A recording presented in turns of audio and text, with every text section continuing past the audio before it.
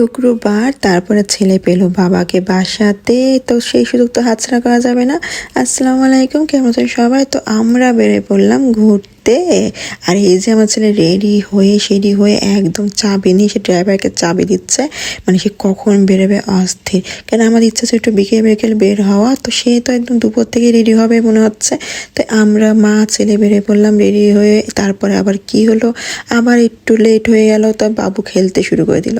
যেহেতু বাবা বলে একটু রোদ কমুক, তারপর আমরা বাইরে যাচ্ছি। কিন্তু আমার ছেলে কাপড় চোপড় সবই খুলে ফেলতেছে, আবার পড়াচ্ছে আবার খুলছে।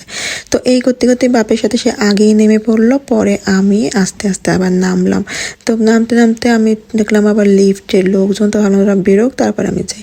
তো এই যে আমি একটু আয়েস করে বসছি, আসলে গাড়িতে আমার একটু আয়েস করে না বসলে হয় না, এটা কেউ মাইন্ড করবেন না প্লিজ। তো এই যে বাবু আবার তো চিপস এটা রাস্তাতেই কিনে ফেলছে, যেহেতু বাসাতে আনতে আমি ভুলে গেছিলাম। তো আমরা চলে গেলাম একটু পার্কে। আর এটা এত বড় পার্ক, এখানে আগেও একবার আমরা গিয়েছিলাম।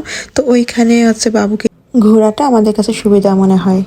আজ আমাদের সাথে ছিল ওর বাবারই বন্ধু, তার ওয়াইফ ছিল, তার বাবুটা ছিল। তো সবাই মিলে শুক্রবার দিনটা খুব বেশি এনজয় করলাম। তো বাবুকে এখানে বসানো হয়েছে, ছেলে বারবার ব্যাক হয়ে যাচ্ছিলো, আমার তো ভীষণ ভয় লাগতেছিল, কারণ ওকে তো আমি কখনো হাতের বাইরে করি না। আর ও একটু চিৎপাত হয়ে গেলে তো আমার জান শেষ। তো এই যে আবার ওর বাবার সাথে আমার একটা জিনিস সুবিধা, যখন ওকে নিয়ে ঘুরতে যাই না ওর বাবার সাথে, ও আমাকে একদমই আমার কাছে আসবে না। মানে আমার এই জিনিসটা ভীষণ ভালো লাগে। তার ফাঁকে ফাঁকে আমি জন্য ভিডিও করার সময়টুকু পেয়ে যাই। এই যে বাবার সাথে যখনই আমার কোলে দিচ্ছে বা আমি একটু নিতে যাচ্ছি না, প্যাঁ করে কাঁধে উঠতেছে। তো এটা আমার কাছে খুব ভালো লাগে। আবার হচ্ছে একটু নিজে একটু ঘুরা যায় আর কি। আর ওর বাবা তো একটু মাঝে মাঝে বলে যে একটু নেও না, ছেলেকে একটু নেও। তো কিন্তু ছেলে তো আমার কাছে আসবে না, বাবা আমি কিভাবে নিব বলেন।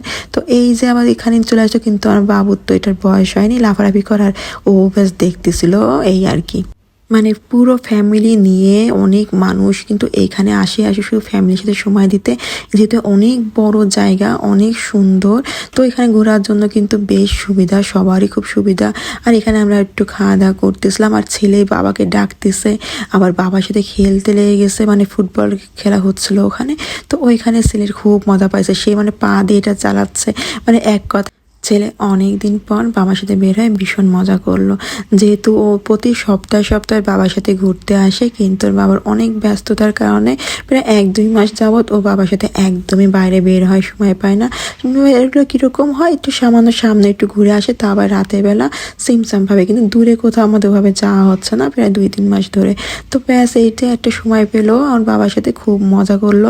আসলে ছেলেকে নিয়ে বেশিরভাগ সময় আমাদেরকেই তো থাকতে হয়, তাই না?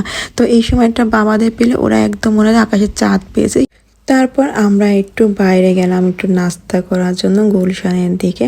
তো ওখানে বেশাম বাবু আয়েশ করে বসে পড়লো, আর আমরা এটা অর্ডার করে ফেললাম সবাই মিলে খাওয়ার জন্য।